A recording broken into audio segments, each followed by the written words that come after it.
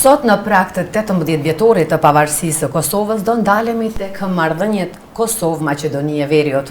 Bashkëpunimi mes dy shteteve, marrëveshjet e nënshkruara, lehtësimet kufitare dhe sfidat që kanë ngelur për qytetarët.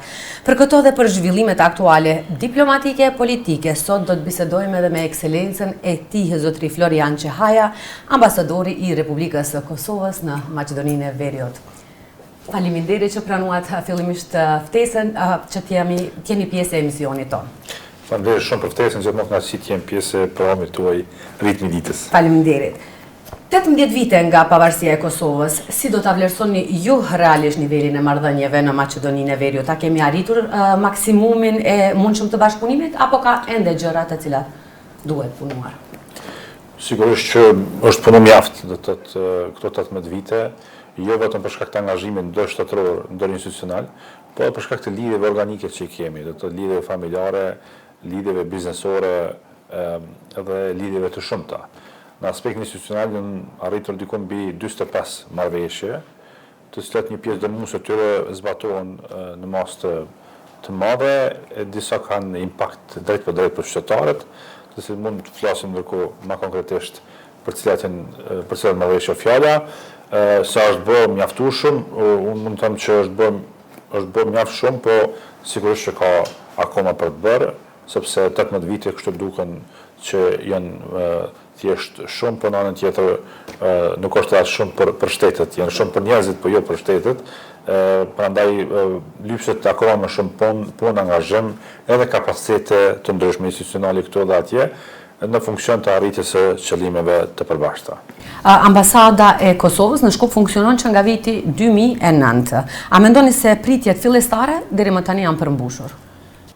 Po, sepse pritjet fillestare kanë qenë, ashtu shprehim, pritje bazike sa i përket konsolidimit të marrëdhënieve diplomatike, arritjes së marrëveshjeve kyçe shumë të domosdoshme. Kështu që në atë aspekt janë arritur qëllimet fillestare, por ndërkohë qëllimet edhe evoluojnë, do të thotë janë edhe interesat të ndryshme të cilat shfaqen, mbi të gjitha është më rëndësishme të thekë që shumë projekte të cilat janë karakterit infrastrukturor duhet ende të kryen, e që nuk janë finalizuar, sikur çështja e rrugës Pllac-Shkup, autostradës, por edhe disa projekte tjera. Do të thotë janë disa aspekte tjera të cilat lypin angazhim dhe ne si ambasadë do të thotë vazhdimisht jemi avokus dhe sigurohemi që të realizohen këto marrëveshje. Gjithçka që duhet. Sot, cili është ndikimi real i ambasadës në vendimarrjen politike dhe ekonomike mes dy shteteve për te marrëdhënieve formale diplomatike? Ne kryejm funksionin ton tradicional, do të thotë si përfaqësi diplomatike, lehtësojmë komunikimin mes aktorëve institucional, mes ministrave, mes drejtuesve të dikasterave. Ne përfaqësojmë interesat e Republikës Kosovës në Republikën e Maqedonisë së Veriut, mbajmë kontakte, shtyjmë përpara agenda të cilat janë në interes të ndërsjellë. Fokusi jon kryesisht është në do të thotë fuqizimin e bashkëpunimit diplomatik, të sigurisë, ekonomik, por mbi gjitha në projektet konkrete e të cilat janë shumë të rëndësishme edhe të prekshme për jetën e qytetarëve këtu dhe edhe në Kosovë patjetër. Maqedonia e Veriut ishte ndër shtetet e para që e njohu Kosovën. A reflektohet mjaftueshëm edhe sot ky vullnet politik? Ne kemi një bashkëpunim të avancuar në nivelin politik. Ne marrim përkrahje për antarësimet tona në organizata ndërkombëtare nga Maqedonia e Veriut. Kemi komunikim në gjitha nivelet. Dikun e kemi më të thellë, dikun është më pak i theksuar ashtu më shpreh, por në dikasteret kyçe që janë, të cilat janë së paku në interesin tonë, ne vjen të kemi komunikim shumë të mirë. Dua të thekë që në ndërkohë dhe në vit të fundit kemi arritur që të avancojmë edhe në nivelin e mirëbesimit në marrëdhëniet tona, sidomos në sektor të ndihshëm, siç është sektori i sigurisë. Për shembull, tash rishtazi në vit të fundit kemi komunikim dhe ndërveprim akoma më të madh në nivel të bashkëpunimit policor, në nivel të bashkëpunimit të sigurisë, edhe në një komunikim ndërqeveritar i cili vitin e 2024 u kurrizua edhe me mbledhjen e dy qeverive e cila u mbajt për herë parë në Prishtinë. Janë nënshkruar mbi 40 marrëveshje dypalshe. A ekziston mundësia që ca prej tyre të ngelin vetëm në letër? Po ekziston do të thotë mundësia realisht, sepse disa marrëveshje e kanë një rëndësi në një moment caktuar, disa më pak, Në anën tjetër nga njëherë institucionet për shkak të mungesës së memorisë institucionale nuk ka që ka ndonjë vazhdimsi në zbatimin e disa marrëveshje të caktuara, por për ne është më rëndësishme që ato marrëveshje që janë kyçe që kanë bëjnë sidomos me qytetarët edhe me benefitet që ata gëzojnë, ashtu shprehim, apo lehtësimin që ata gëzojnë, ne sigurohemi që ato marrëveshje të zbatohen me përpikmëri. Pak më herët përmendën edhe takimin mes dy qeverive, këto mbledhjet që janë krijuar kanë edhe pritje të mëdha. Çfarë mungon këtyre proceseve që të arrijnë besimin edhe më të lartë tek qytetarët? Po, qesi kryesori i një mbledhje përbashkët, do të thotë përveç aspektit simbolik, është që të sigurohemi që të kemi do të thotë produkte të prekshme, do të thotë projekte të prekshme të cilat shpihen në drejtim të arritjes së një qëllimi të përbashkët. Në mbledhjen konkrete që është mbajt fundit, ne kemi pasur 3 marrëveshje, 2 prej të cilat janë mjaft të prekshme. Njëra është operacionalizuar shumë shpejt, që mund të flasim, tjetra është ka të bëjë me energjetik dhe tjetra lidhet me bashkëpunimin në nivel në aspektin arsimor. Kështu që thjesht këto suksesja do të thoya për të simbolikës së këtyre qeverive e mbledhjes së dy qeverive ka të bëjë me faktin se cilat marrëveshje synohen dhe sa arrin ato marrëveshje me u operacionalizu. Më herët përmendet edhe për projekte të ndryshme të cilat normalisht mund të kryhen nëpërmjet marrëdhënieve Kosovë-Maqedonia e Veriut. Dhe marrëdhëniet tona ndihen si dinamike të mira. A janë pa dinamike edhe në aspektin ekonomik edhe të investimeve? Në fakt kuptimin ekonomik, marrëdhëniet janë një ndër më dinamike, po mbi gjitha janë niveli lartë. Ne kemi arritur tashmë kuotën e gjysmë miliard euro do të thotë eksportit dhe importit të dy shteteve. Tradicionalisht Maqedonia e Veriut ka eksportuar shumë Kosovë. Rishtazi Maqedonia e Veriut është bërë destinacioni i parë i eksporteve të Kosovës.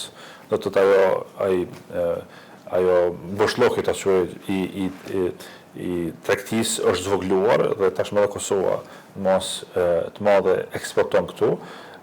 Ka bashkëpunim biznesor tradicional nga e kaluara, të cilët jo domosdoshmë me si shtete thjesht e kemi lehtësu, po ne kemi lehtësu me marrëveshje, me kalimit kufitare dhe me gjitha këto aspekte të tjera. Kjo për shkak të mentalitetit për afërt, për shkak të lidhjeve nga e kaluara dhe për shkak të afërsisë shumë të afërt fizike që kemi. Ku jemi të afërsia fizike, kemi edhe lidhje familjare që janë në avantazh, apo shfrytëzohen mjaftueshëm nga institucionet?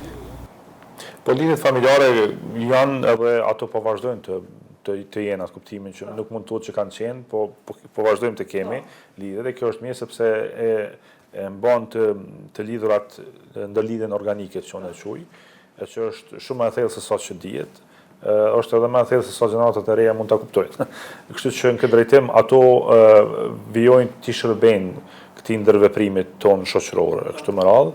Ajo tani manifestohet në forma ndryshme, pastaj në kuptimin e partneriteteve, jo vetëm familjare, por ndërshoqërore, se tek e fundi roli i shtetit rëndom është më i vogël se në kaluamën dhe gjitha aspektet që bën ndërkohë të bashkëbisedimit të shtytjes përpara të agjendave të vogla të mëdha kështu më radh nganjëherë bën nga aktorët pa dieninë e shtetit, sidomos në aspektin biznesor, dhe mendoj që kjo kontribon shumë këtë ndërveprim. Këtu luan rol, sidomos edhe roli i universitetit, ju që dini Universiteti i Prishtinës ka shërbyesi bazë si ombrellë thjesht intelektualëve shqiptar këtu, të cilët bërthama të cilëve ka shpije në drejtim të krijimit të elitës intelektuale këtu, dhe tashmë kemi universitete këtu shqiptare, biçeta kemi edhe në faktikisht numër studentëve të cilët shkojnë në Kosovë dhe kundërta që vinë edhe këtu në Maqedoninë e Veriut. Regjimi i ri kufitar hyrje u përshëndet si një sukses dhe a ka ende bariera administrative që e pengojnë këtë gjë? Ne mendojmë që me këtë lëvizje është bërë një punë mjaft e madhe, sepse në secilin parametër janë zvogluar pritjet, krahasu me të kaluamën. Ka një, do të thotë, në psikologjinë e njerëzve dihet që ka më pak pritje, dhe mbi gjitha e kemi vërejtur statistikisht që është rrit numri i lëvizjeve.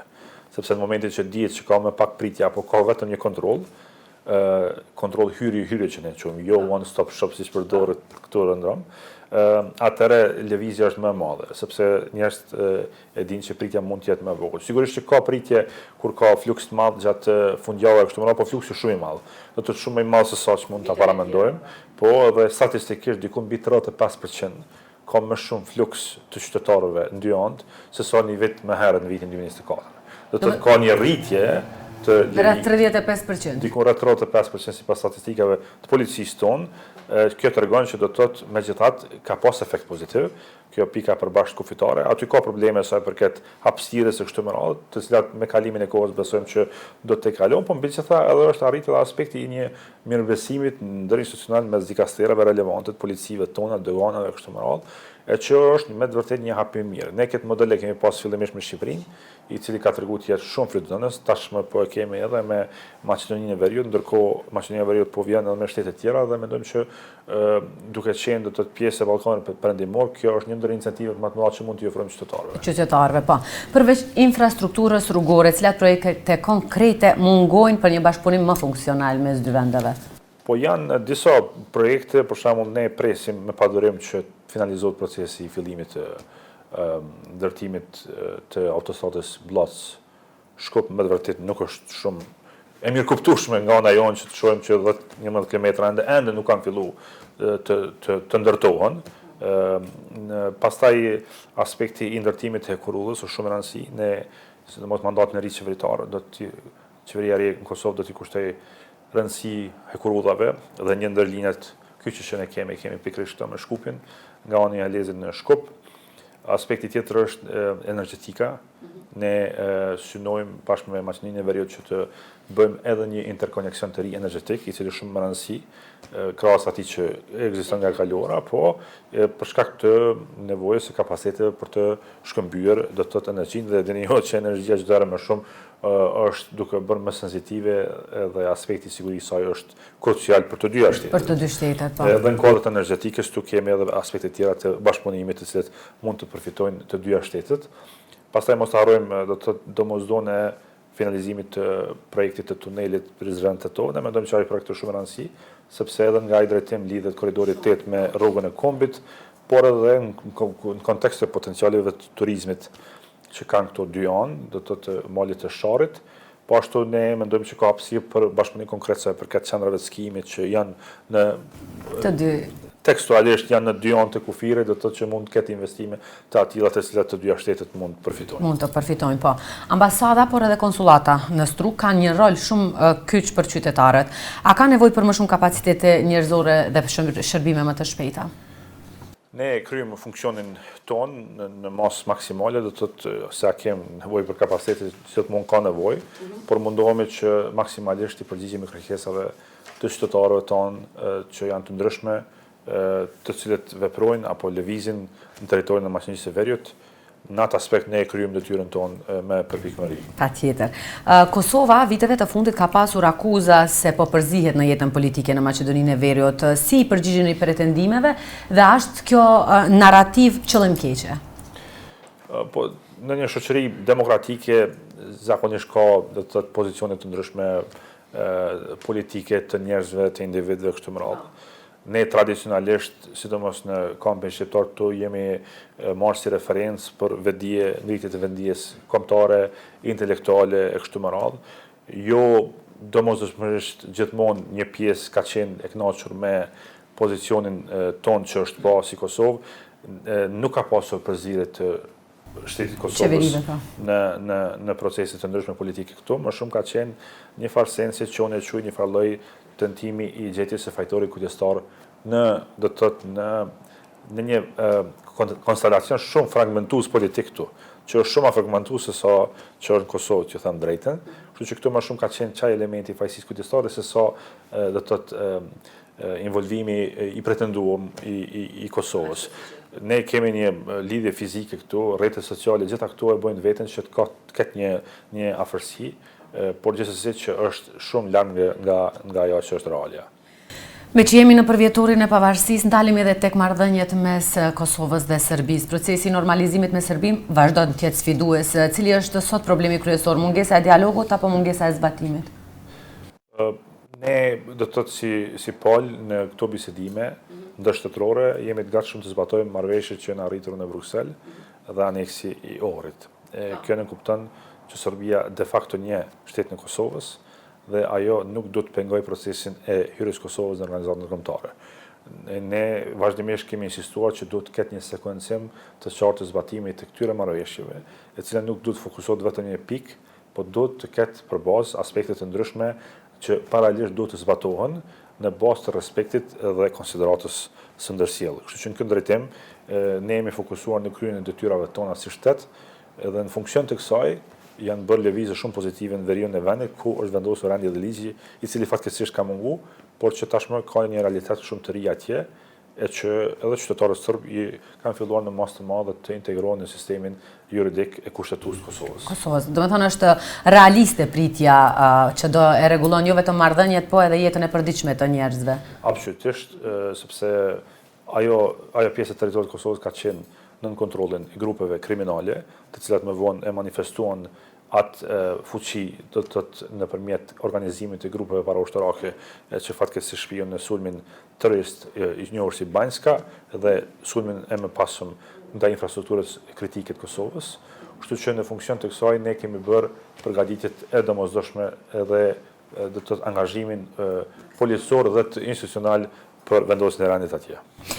Njësoj si edhe për Maqedoninë e Veriut, integrimi i Kosovës në BE është prioritet strategjik. A ekziston rreziku që Kosova të mbetet peng i reformave të vënuara dhe zhvillimeve rajonale? Po, ne do të thotë në kuptimin e plotësimit të kritereve qëndrojmë mirë, sa i përket ajo që quhet aki komunitar, në kuptimin e legjislacionit dhe zbatueshmërisë së një pjesë të rëndësishme të legjislacionit të BE-s, por ne kemi një handicap që fatkeqësisht ende nuk njihemi nga 5 shtetet e BE-s, që neve na shkakton sfida sa i përket përmbylljes së procesit tonë të marrjes së kandidaturës për antarësim në BE. Konkretisht ne pas marrjes së liberalizimit të vizave ne presim të përfitojmë nga plani i ngritjes së BE-s dhe kemi një dialog do të thotë të themeluar dhe do të edhe aktiv me BE-n për tema të caktuara. Sigurisht që procesi i zgjerimit është proces mbi të gjitha edhe po shihet çdo më shumë politik se sa teknik, kështu që ky aspekt do të varet shumë nga zhvillimet ndërkombëtare.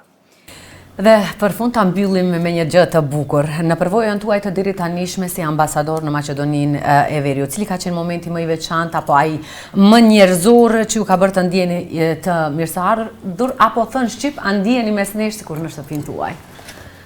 Absolutisht që ndjehem si shtëpi, sepse jo vetëm si thash afërsia fizike, po edhe ndërlidhjet që kemi, do të thotë në gjitha aspektet, pa hyrë në detaje sepse ato dihen. Po momenti më i mirë është pikërisht ky puna e operacionalizimit të pikës përbashkëkufitare, sepse aty e ndjen që qytetarët do të përfitojnë.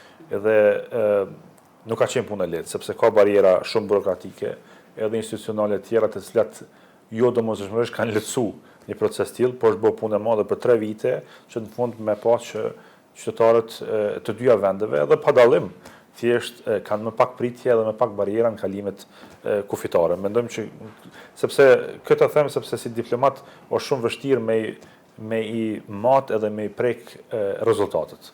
Bëhet shumë punë, nganjëherë nuk i pret ato, nuk i ndjen ato rezultate, po kur i ndjen atëherë thjesht është kulmi i një të arritur diplomatike. Kështu që kjo që është bërë me të vërtetë është një arritur, për aq që ka mujtë më bë normalisht. Ne jemi thërë të asaj që gjithë rajoni i Ballkanit Perëndimor të jetë në BE dhe të jemi pjesë e zonës Schengen e mund caktuar, por ajo që është për tani është bë, edhe mendojmë që kjo do të ketë impakt çdo herë më shumë siç thash për benefitet e qytetarëve. Ekscelenca juaj, ju faleminderit shumë dhe urime pavarësia e Kosovës. Faleminderit shumë.